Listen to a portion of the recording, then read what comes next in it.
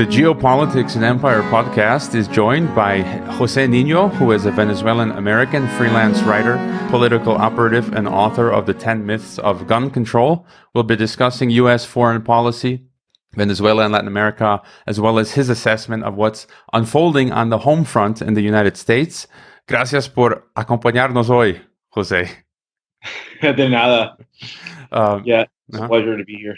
Yeah, great to have you. And before I get to my first question, let me just remind listeners to please leave us a podcast review on Apple and elsewhere. Sign up for our free email list and subscribe to our mainstream and alternative social media channels. And if you can, become a monthly supporter on Subscribestar or Patreon. There's a lot of big tech censorship happening this week. And so Twitter accounts are being terminated, YouTube accounts, Facebook pages. And so make sure to find us on our website and email list and everywhere else. So Jose, you wrote a great piece for Mises.com recently on the need for a new U.S. foreign policy and geopolitical reset. And I think many of us have been wanting this for years, but nothing ever seems to change. I've interviewed not too long ago the former head of Chatham House, Victor Bulmer Thomas, who said that the U.S. empire is in retreat. And we've seen President Trump attempt to pull troops out in some areas, yet continue to act as empire in other geographies. I think just this week he wanted to pull troops out of Somalia. We still see the U.S. carrying out regime change successfully in places such as Ecuador and Bolivia, albeit unsuccessfully in Venezuela. There are coup attempts, I believe, in the post-Soviet space that are ongoing, such as Belarus and Kyrgyzstan. Washington continues to rattle its saber with China and refuses to leave Iran or Russia alone. You've written on how Washington is adamant on Iranian regime change, and that has pushed China, Russia, and Iran together. Indeed, we've recently seen war games that included all three, and not to mention a key 25-year energy deal between Iran and China. So, how do you see U.S. foreign policy today, U.S. unilateralism, and the geopolitical space in general? Well, I see U.S. foreign policy as totally outdated and detrimental. Many of these people live either in a World War II or Cold War era type of time warp. This goes from the liberal interventionist types to the neoconservatives. And as a result of the so-called foreign policy blobs type of mindset towards foreign policy, we have witnessed a form of blowback, if you will, in that there's a new balancing coalition against U.S. unilateralism that is developing between Russia, Iran, and China. As you mentioned, Iran and China recently penned a 25-year deal that's worth about $400 billion, where they will strategically partner on issues of trade, politics, and culture, and they're just going to bolster ties there. And that helps Iran a lot because they've been hit hard with sanctions and a lot of isolation by the U.S. But at the same time, this shows as well that the game is changing. The U.S. can't just unilaterally topple countries any longer. A lot of these countries that get hit with sanctions and other forms of hard power, they can turn to Russia or China for support. And this is a stark contrast from the unipolar moment from the collapse of the Soviet Union until the Syrian conflict, where the US could pretty much do whatever it wants. Now the game has changed. And I think that although in the next decade or so you won't see anything hot or kinetic, the US is building the kind of environment for a pretty nasty conflict where there will be a large balancing coalition against it. And depending on how zealous U.S. foreign policy elites get, the conflict is ultimately inevitable at this point. As much as the Trump administration has talked about ending never-ending wars, it's still staffed by a lot of people that believe in this kind of regime change, U.S. supremacy type of outlook. And until there is a massive change, not only in public opinion, but also in personnel, I think that the US will pursue this kind of path in some shape or form. The good news is the Trump administration, to its credit, has nominated people such as Douglas McGregor to the ambassador of Germany position and William Ruger to the Afghanistan ambassador position, who are both critics of this kind of regime change, never-ending wars approach the U.S. has pursued in the last decade. But they might not get confirmed, and they definitely are not enough to beat back these type of forces, but they're still a good start. Unfortunately, it might be too little too late at this point. And let's extrapolate a bit. That was kind of my next question. As you said, things are kind of changing, and the unipolar moment, it cannot last forever. And as you said, that we're moving into this, that there's this other bloc that's beginning to push back against the U.S. empire. And this is just typical, this is basic history. This is how things unfold. And, we saw the U.S. take out Libya. Russia and China stood down back in 2011 because they were not strong enough themselves militarily, Russia and China. Francis Boyle has written a book on this, and that was his perspective. And then it seems that Russia, Iran, and China have drawn the red line on Syria and for now, pushed back America's advances in Syria, and they've come to the aid of Maduro in Venezuela. And it seems recently Iraq has become really annoyed with America and wants Americans out of Iraq. And so you said, I'm thinking that within the next decade or two, we're going to see another global war. That's just my perspective. I kind of see it as inevitable. What do you see? And there's a lot of talk now of war with China, hot war with China. And so if you could extrapolate a bit, where do you see, the next 2, 5, or 10 years going in terms of this reordering of the system, and whether you think we could see a big regional war or even global conflict? Indeed, warfare has changed a bit, and what we'll probably see in the short term, you'll definitely see proxy wars and information warfare as well. That's part of the 21st century, and color revolutions of sorts. That kind of stuff, I believe, will happen regardless of who's in power, whether it's Trump or Biden. I think the latter in Biden will very likely push for more of a neoliberal type of color revolution strategy with some of these countries.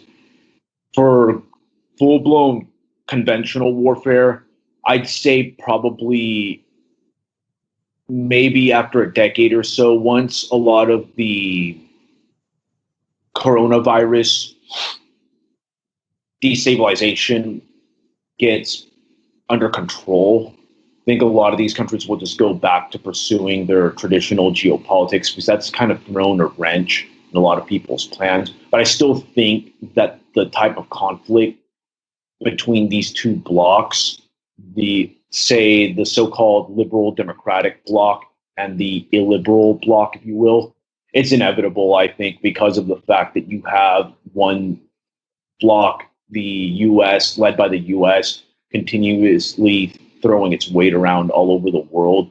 And in basic geopolitical and international relations analysis, a lot of countries tend to balance together in order, join together to balance out a hegemon's domination aspirations across the world. So we're seeing that happen in real time. And that, to me, leads to the inevitability of a conflict. The question is when it's going to happen, and that's hard to always pinpoint. But I think that there's going to be, in the interim, more unconventional forms of conflict that you will see, and that'll be generally a precursor to the inevitable showdown between this bloc. All right. And Then let's kind of take a turn toward Latin America and Venezuela, where I think you were born, and just kind of get your thoughts, because that's been going on for a while. This conflict between U.S. and Venezuela, and just to get your thoughts, what do you make of the current Venezuelan government, as well as what's been going on there between the U.S. and Venezuela? I used to write a lot about Venezuela, especially the economic history, because I point out to people that the current Venezuelan collapse has been mostly 50 years in the making. The country has had pretty dysfunctional governance prior to Chavez, and has kind of continued into it. And it's mostly due to a lot of economic mismanagement and the introduction of the petro state after they nationalized the oil industry in the 70s, and easy money policies. Just to give people an example of this, Venezuelan millennials have never lived in a single year where inflation was below 10%. The last time inflation was below 10% in Venezuela was in 1983. And that's persisted to this day, and it's more of a structural issue. And I point out that yes, all these regimes are pretty bad, but the fact that the U.S. is going to try to get involved, I'm of the opinion, could make things worse, because that's the thing about interventions. They don't take into account unintended consequences and power vacuums that happen.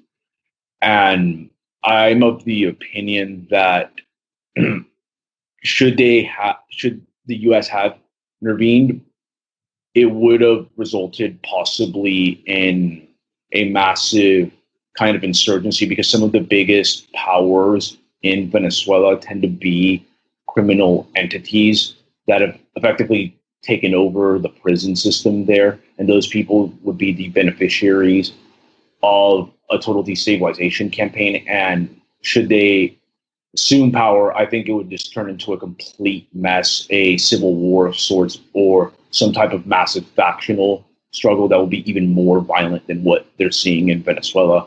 You can debate what caused the collapse, but I think what's indisputable is that intervening in that country will not make things better. And honestly, I've studied the opposition as well. They want to continue the same failed policies of the previous decades before Chavez came into power, that created that environment for a demagogue like Chavez to assume power. So there's no guarantee that some type of regime change will magically lead to stability.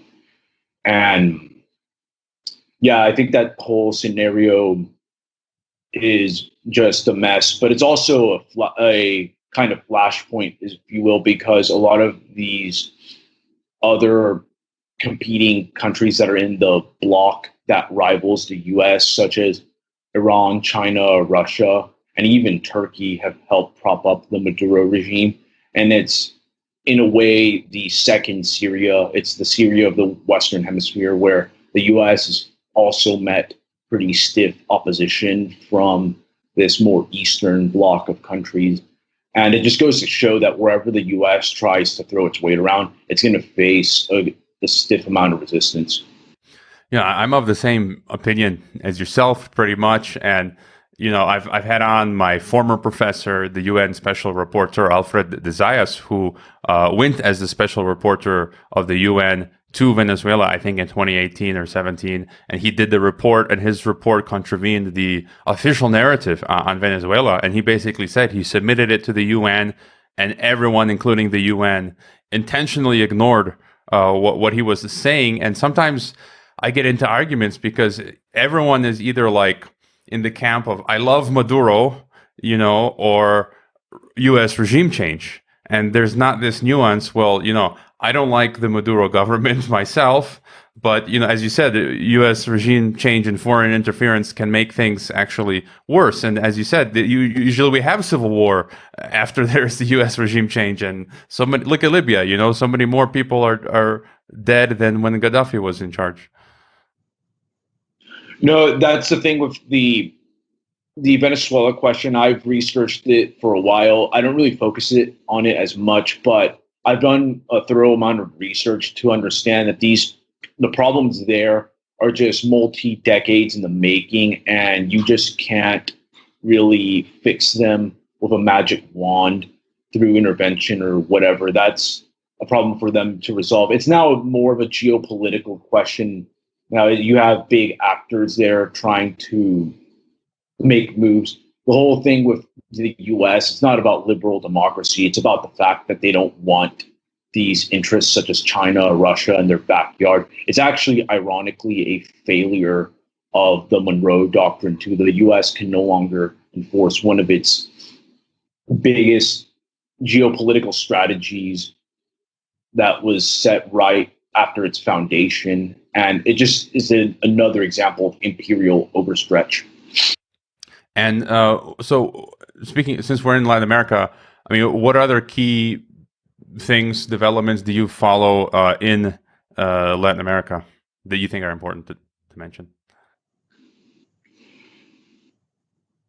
I think one thing that is somewhat interesting in Latin America now is, since the election of Jair Bolsonaro, is the talk of expanded gun rights, since his administration has somewhat loosened up restrictions for law-abiding citizens there to own guns.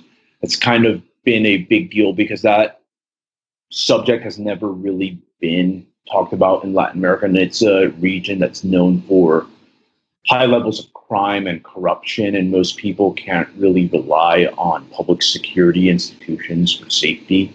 So I think that was somewhat of a major breakthrough there, because for most people, the idea of a right to bear arms is an intrinsically American concept, and it's pretty difficult to envision other countries adopting it. But now you're even seeing countries such as like the Czech Republic in Europe doing that. And as far as other topics are concerned, I think inflation's always a perennial bugaboo in that region due to the fact that they have a lot of central bank mismanagement. Just look at not just Venezuela, but also countries such as Argentina, which every other decade slips into that kind of crisis. And that's something to look out for. And I think with the Wuhan virus, you may see the US move some of its supply chains back to Latin America or to other countries for strategic purposes there in order to encourage more economic development and prevent more refugees from coming into the US, because immigration is a big issue. And one way to curtail that is to build up these countries, or at least bring businesses to these countries. And as the global order becomes more of China versus the US, I think that US policymakers will be looking to see how to bring these type of businesses to Latin America, so in order to bolster that region and keep China at bay.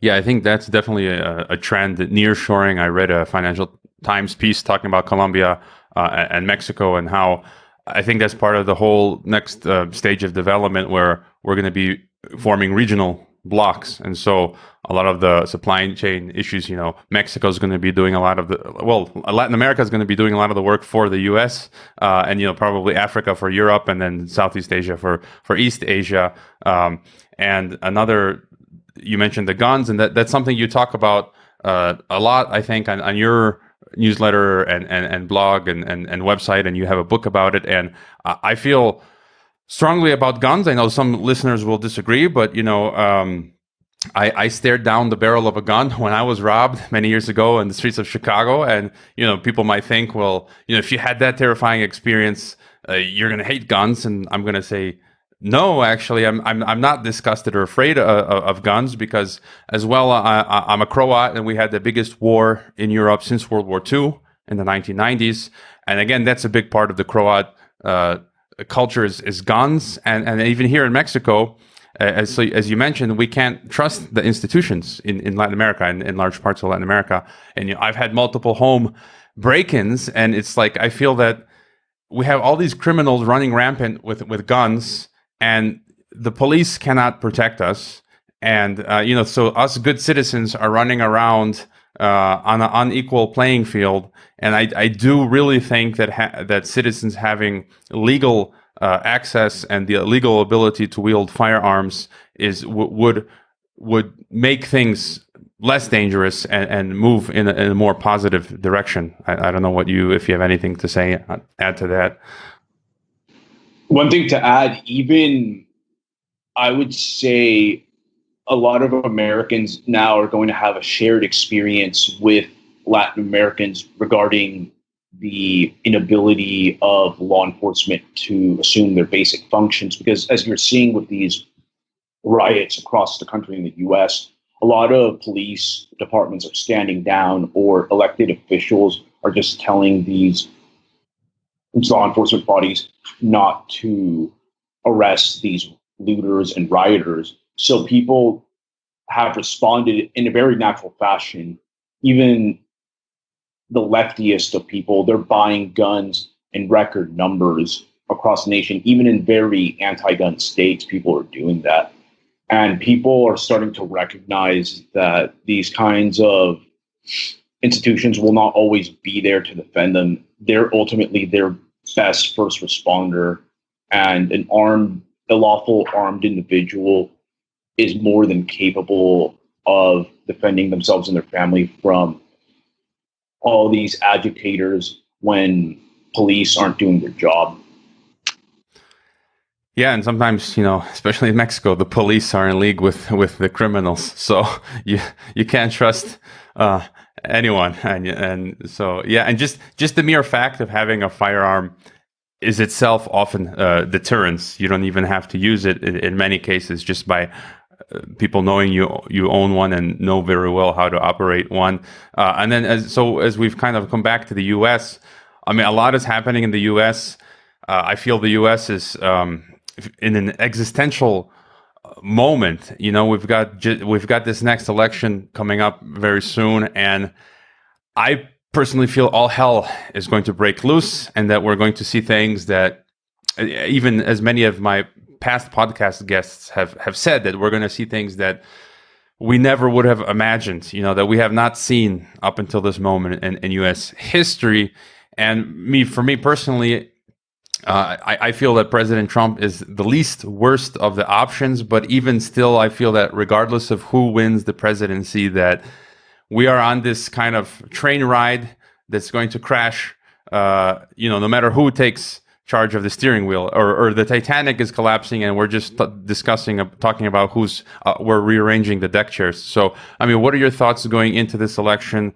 We've got these BLM Antifa color revolution style riots, cities being burned down. As you said, they're saying that these agitators are going to be going out into the suburban areas. And so, what are your thoughts about what's happening in America today? Yeah, the U.S. is definitely entering a new phase, especially with this woke politics and very polarized and racialized discourse, where the country is fully consolidating the multicultural ideology that's been pushed in universities and other institutions over the past few decades. And now it's manifesting itself in concrete form and in a very nasty fashion. I see the unrest continuing, and I don't think there's going to be an election day. It's going to be probably election week or month or months, because of all this mail-in ballot stuff and just the concerns about fraud. I think this is going to be the first election where both sides of the aisle are going to question the results, without a doubt.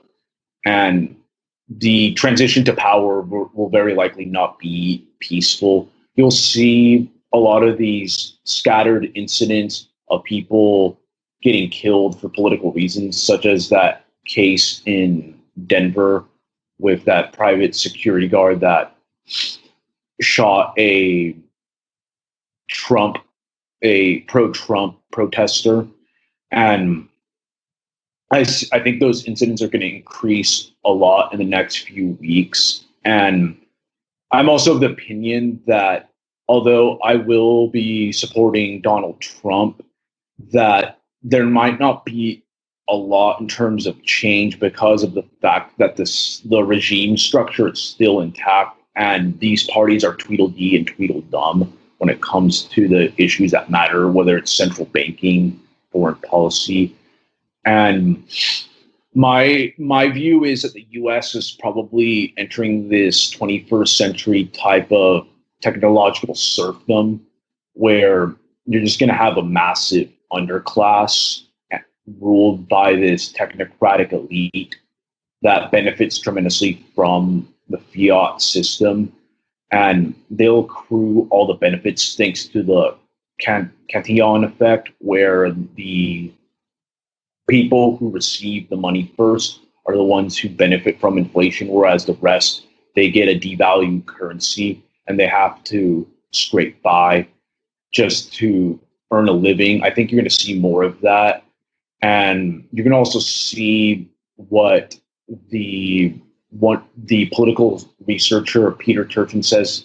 It's called elite overproduction, where you have just a bunch of college-educated people that are underemployed or are working jobs that don't require a university degree, but they're just going to be earning a meager living and be very agitated and radicalized because the media, academic institutions, and their peer groups, and they're just going to continue to agitate. A lot of these people, you'll probably find them at the Antifa and BLM riots. I think that kind of stuff is going to be amplified, and you're going to see more of a breakdown of the U.S. as a coherent political unit. I think that balkanization is not out of the question in the next few decades for the U.S. Yeah, I've got Turchin's books behind me on my bookshelf. It's good that you mentioned him. Again, I don't agree with everything that he says, but he's a very smart guy and has a lot of good insights. And basically, yeah, like what you're saying, we're entering a form of Elysium, that Matt Damon film. And I'm convinced of that. I've had a few people on, we talked about technocracy, the scientific dictatorship. And that's like what we're moving into, this dystopia. And I mean, I sound like a pessimist, but I view it as a realist thing. I don't want it to happen, but like we're going into bad times. And this week, it just kind of really hit me in the gut when we saw this week, just like yesterday or the day before, YouTube deleted dozens and dozens of channels. They suspended Twitter accounts. Facebook deleted pages of alternative political parties like the one in New Zealand. And the fact that they've now, it's like they've taken off their mask and they've just revealed, these the totalitarians that they are. And that just kind of tells me that they feel very like they're going to succeed with their plan, and now they're just going to go advance. They're going big or they're going home. And I feel like we're in that moment where, the masks come off, and they're just pushing forward now, and we're moving into this phase where, it's going to be openly obvious that it's like this dystopian system that you described. They don't want 2016 to happen. I actually forgot to mention the social media big tech, because I do see on election day, they're probably going to shut down so much of that stuff, or even the lead up as well. But election day, I think they're going to put the clamps down. They don't want a repeat of 2016, because 2016, the elites got caught sleeping, and now they're making sure to get all of their bases covered.